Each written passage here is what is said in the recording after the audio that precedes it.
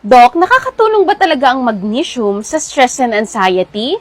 The answer is yes. Ang magnesium po kasi ay isang klase ng mineral na ginagamit ng ating katawan to support healthy function. Katulad na lang ng ating brain and heart function, kasama na rin ang over 600 cellular reactions.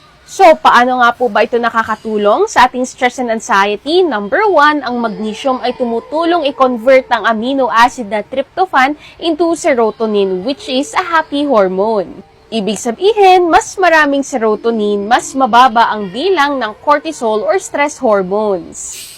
Number 2, ang magnesium ay tumutulong din na pakalmahin ang ating mga neurotransmitters at ma-prevent sa pag-increase ng glutamate na nagiging dahilan ng pagkakaroon ng anxiety. Instead, nakakatulong po itong palabasin ang GABA na nakakatulong pamparelax. And number 3, malaki po ang kinalaman ng magnesium sa isang parte ng ating utak o yung tinatawag nating hypothalamus.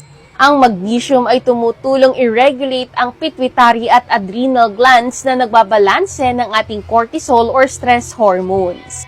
In this modern society, we really need supplementation dahil kulang na po ang supply ng magnesium sa pagkain pa lang.